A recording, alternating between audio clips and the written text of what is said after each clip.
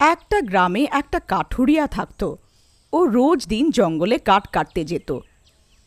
রোজের মতো ও জঙ্গলে কাঠ কাটছিল, তখনই সন্ধে হয়ে যায়। আরে এ কি, আজ তো সময়টা জানতেই পারলাম না। এখন যদি রাত হয়ে যায় তাহলে তো অনেক বড় বিপদে পড়ে যাব। তারপর ও ঘরের দিকে ফেরত যাচ্ছিল, আর তখনই জোরে জোরে বৃষ্টি আরম্ভ হলো। আরে এ কি, হঠাৎ বৃষ্টি কি করে হচ্ছে? কিছুক্ষণ ওই গাছের নিচেই দাঁড়িয়ে যায়। ও তাড়াতাড়ি করে ওই গাছের নিচে গিয়ে দাঁড়িয়ে পড়ে। তখনই ওখান থেকে আজব আজব আওয়াজ শোনা যায়। আরে কেমন শব্দ শোনা যাচ্ছে! হে ভগবান, আমার মনে হয় আজ অনেক বড় বিপদে পড়বো আমি। তখনই বৃষ্টি থেমে যায় আর ও নিজের গ্রামের দিকে চলতে লাগে। তখনই ও অনুভব করলো যে কেউ ওকে তাড়া করছে। ও বারবার পেছন ফিরে দেখে, কিন্তু ও পেছনে কাউকে দেখতে পারে না। তারপর ও আগে যেতে লাগলো। তখনই পেছন থেকে কেউ ওকে নাম ধরে ডাকে, বিরজু, বিরজু, কোথায় যাচ্ছ? বিরজু, বিরজু। ও অনেক ভয় পেয়ে গেল আর আবার ফিরে দেখল, কিন্তু ওখানে কেউ ছিল না। তারপর ওর গ্রামের লোকেদের কথা মনে পড়ল।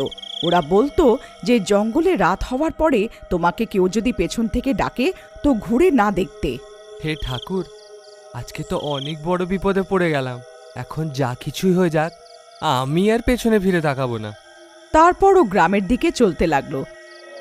তখনই হঠাৎ একটা ডাইনি বীরজুকে তাড়া করতে লাগলো। এই বীরজু, কোথায় যাচ্ছ? আমার কথা তো শোনো, বীরজু। বীরজু অনেক ভয় পেয়ে যায়। আরে এখন কি করি? এই যে, আপনি কে? একটু নিজের নামটা বলবেন? আমি প্রেমলতা। আমি বছরের পর বছর তোমার এখানে অপেক্ষা করছি। একটু আমাকে পেছন ফিরে দেখো তো। আরে না না প্রেমলতা, আজ আমার বাড়ি যেতে দেরি হচ্ছে। আমার বউ আমার জন্য অপেক্ষা করছে হবে হয়তো। আজকে আমাকে যেতে দাও, আমি কালকে আবার আসবো। না না, তুমি আমাকে এরম করে ফেলে যেতে পারো না। তোমাকে আমায় পেছন ফিরে দেখতেই হবে। বীরজু অনেক ভয় পেয়ে যায়। আরে পালাও রে, এ তো কোনো ডাইনি লাগছে। তারপর ও পালাতে লাগে, আর ডাইনি ওর পেছন পেছন যায়। আরে পালাচ্ছিস কোথায় ভিতুরাম? দাঁড়া, তোকে তো আমি এই জঙ্গল থেকে বেরিয়ে যেতে দেব না। আরে পালাও রে, নিজের প্রাণ বাঁচিয়ে পালাও। তারপর ও দৌড়াতে দৌড়াতে দৌড়াতে নিজের গ্রাম পৌঁছে যায়। আরে প্রিয়তমা, দরজা খোলো। আরে আর তাড়াতাড়ি খোলো, আমার পেছনে ডাইনি পড়েছে। আরে আসছি, একটু ধৈর্য ধরো না। জানি না কে এত জোরে জোরে দরজা পেটাচ্ছে। আরে প্রিয়তমা, দরজাটা খোলো, তাড়াতাড়ি খোলো। ওই ডাইনিটা আবার এখানে না চলে আসে। আরে এই মূর্খ মেয়ে, তাড়াতাড়ি দরজাটা খোল। তখন এর বউ দরজা খোলে। বীরজু দৌড়ে ঘরে ঢুকে পড়ে। তাড়াতাড়ি দরজাটা বন্ধ করে দাও, কোথাও ওই ডাইনিটা আমার পেছনে পেছনে এখানে না চলে আসে। হে ভগবান, আপনি ঠিক আছেন তো? আজ তো খুব জোর বেঁচে গেছি। আজকে তো ওই ডাইনিটা আমার পেছনেই পড়ে গেছিল। আপনি ওকে পেছন ফিরে দেখেননি তো? না না, আমি জানতাম যে জঙ্গলে যদি কোনো মেয়ে তোমাকে পেছন থেকে ডাকে তো কখনো ফিরে তাকাতে নেই। কিন্তু আপনাকে তো কাঠ কাটতে রোজ জঙ্গলে যেতেই হবে। এবার কালকে আপনি কি করবেন? যদি আপনি কাঠ কেটে না আনবেন তো শহরে গিয়ে কি বিক্রি করবেন? আমার তো মনে হচ্ছে এই ডাইনির জন্য আমাদের খাবারই জুটবে না। তুমি চিন্তা করো না, এমনি কিছু হবে না। আমি এই ডাইনির ভয় পেয়ে এই জঙ্গল থেকে কাঠ আনা কখনো ছাড়বো না। কিন্তু এই ডাইনি যদি কালকে আবার আপনার কিছু ক্ষতি করে তাহলে কি করবেন? তুমি চিন্তা করো না, আমার কাছে একটা উপায় আছে। তুমি গিয়ে এবারে শুয়ে পড়ো, রাত অনেক হলো। তারপর ওর বউ নিজের ঘরে শুতে চলে যায়। পরের দিন বীরজু আবার জঙ্গলে কাঠ কাটতে যায়।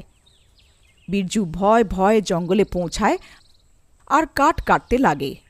হে ঠাকুর, আজ ওই ডাইনিটা আবার চলে না আসে। তাড়াতাড়ি আমি এই কাঠগুলো এখান থেকে কেটে চলে যাই। এখনো অবধি তো ওই ডাইনিটার ছিটে ফোটাও দেখা যাচ্ছে না। একটা কাজ করি, কালকের যে কাঠগুলো কাটবো সেটাও আজ কেটে নিই, যাতে কালকে আর জঙ্গলে না আসতে হয় আমাকে। তখন লোভের চোটে ও আরও কাঠ কাটতে লাগে। তখনই অন্ধকার হয়ে যায়। আর ভয়ঙ্কর আওয়াজ আসতে থাকে। আরে এ কেমন আওয়াজ আসছে? আমি বেশি লোভের জন্যে কোনো ভুল তো করে দিইনি। তারপর ও ভয়ের চোটে এদিক ওদিক দেখতে লাগে। রাজা বাবু, আপনি ফেরত এসে গেলেন? আমি কখন থেকে তোমার অপেক্ষা করছিলাম। কাল তো তুমি ভয় পেয়ে পালিয়ে গেছিলে। আমি তো ভাবলাম তুমি আর ফেরতই আসবে না। কে কে ওখানে? এখনই আমার সামনে এসো। তারপর ওর ডাইনির কথা মনে পড়ল। আরে না না, দাঁড়াও, সামনে এসো না। তোমার যা দরকার আছে ওইখান থেকেই বলে দাও। তখনই ওই ডাইনি ওখানে চলে আসে। আরে বাপরে, এ তো ডাইনি। বীরজু ওই ডাইনির দিকে পেছন ফিরিয়ে দাঁড়িয়ে পড়ে, আর ডাইনি ওখানে চলে আসে। রাজা বাবু, তুমি কেমন আছো? কালকে তুমি আমার থেকে ভয় পেয়ে পালিয়ে কেন গেছিলে? একটু আমাকে পেছন ফিরে দেখো তো। আরে না না ডাইনি, আমি আপনাকে পেছনে ফিরে দেখতে পারবো না। যদি আমি পেছনে ফিরে আপনাকে দেখি তো আপনি আমাকে প্রাণে মেরে দেবেন। আরে আমাকে ক্ষমা করে দাও আর আমাকে এখান থেকে যেতে দাও। আজ তো তোমাকে আমায় পেছন ফিরে দেখতেই হবে, না হলে আজকে আমি তোমাকে কোথাও যেতে দেব না।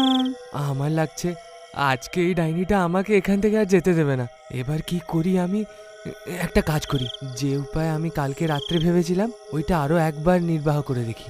কে জানে আমার উপায় কাজ করে যায়। ঠিক আছে ডাইনি, আমি আপনাকে পেছনে ফিরে নিশ্চয়ই দেখব, কিন্তু তার আগে আমার একটা শর্ত আছে। কেমন শর্ত? আপনি নিজের চোখটা বন্ধ করে নিন, তারপর আমি তাকাবো। আচ্ছা, তো রাজাবাবু আমার থেকে লজ্জা পাচ্ছে।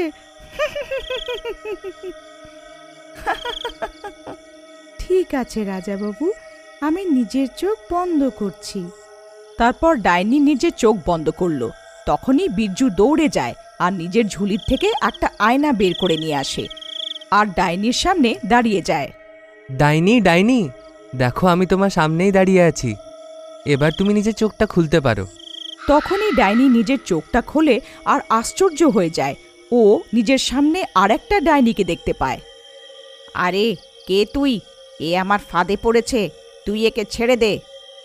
তারপর ওই ডাইনি নিজের প্রতিফলনাকে ভয় পাওয়ানোর চেষ্টা করে। এই জঙ্গলে শুধু আমার রাজ আছে, তুই এখনই এই জঙ্গল ছেড়ে এখান থেকে চলে যা। যতটা ডাইনি ওকে ভয় পাওয়ানোর চেষ্টা করে, ওর প্রতিফলনা ওকে অতটাই ভয় দেখায়। আরে এ তো আমাকে ভয়ই পাচ্ছে না, আমি একে যতটা ভয় পাওয়াচ্ছি এ আমাকে অতটাই ভয় দেখাচ্ছে। এরই ফায়দা উঠিয়ে বীরজু চুপ করে ওই আয়নাটাকে নিচে মাটিতে রাখে আর চুপটি করে ওখান থেকে বেরিয়ে যায় আর ওখান থেকে পালিয়ে যায়। আরে পালাও রে, নিজের প্রাণ বাঁচিয়ে পালাও। মনে হয় আমার উপায়টা কাজ করে গেছে। তারপর ও দৌড়ে দৌড়ে গ্রামে গেল আর গ্রামের লোকেদের সব কথা বলল।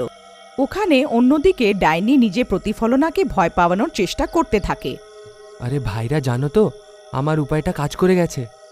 আমি ডাইনিকে আয়না দেখালাম, তো নিজেই নিজের ছায়াকে ভয় পাওয়াচ্ছিল। এবার নিজেই ভয় পাচ্ছে, কারণ ও যত নিজের ছায়াকে ভয় পাওয়ানোর চেষ্টা করে ওর ছায়া ওকে ততটাই ভয় পাওয়ায়। আমার কাছে একটা উপায় আছে, যদি তোমরা সাহায্য করো আমরা সব দিনের জন্য এই ডাইনির হাত থেকে মুক্তি পেতে পারি। তারপর বীরজু নিজের উপায়ের কথা গ্রামের লোকেদেরকে বলে। ঠিক আছে ভাই বীরজু, তোমার উপায়তে আমার দম লাগছে। চলো আমরা এক্ষুনি জঙ্গলের দিকে যাই। সবাই নিজের হাতে একটা একটা আয়না ধরে জঙ্গলের দিকে চলে যায় আর একটু পরে ওখানে পৌঁছে যায়। ডাইনি এখনও নিজের প্রতিফলনাকে ভয় পাওয়ানোর চেষ্টা করে যাচ্ছিল। গ্রামের লোকে ওখানে পৌঁছে নিজের নিজের আয়নাকে সামনের দিকে করে দেয়। এই ডাইনি, তুই এখানে কি করছিস? এটা আমাদের জঙ্গল, তুই এক্ষুনি এই জঙ্গল ছেড়ে চলে যা, নাহলে আমরা সব ডাইনিরা মিলে তোকে মেরে দেব। ডাইনি নিজের সামনে এতগুলো ডাইনিকে দেখে ভয় পেয়ে যায়। হায় রে, এতগুলো ডাইনি কোথা থেকে চলে এলো? এবার লাগছে আমাকে এই জঙ্গল ছেড়ে এখান থেকে যেতেই হবে। তারপর ওই ডাইনি ওই জঙ্গল থেকে পালিয়ে যায়। বীরজু দাদার জয়, বীরজু দাদার জয়। আরে বাহ বীরজু দাদা, আপনার উপায়টা তো কাজ করে গেল। আপনার জন্যে আমরা এই ডাইনির হাত থেকে মুক্তি পেয়ে গেলাম। বীরজু দাদার জয়, বীরজু দাদার জয়।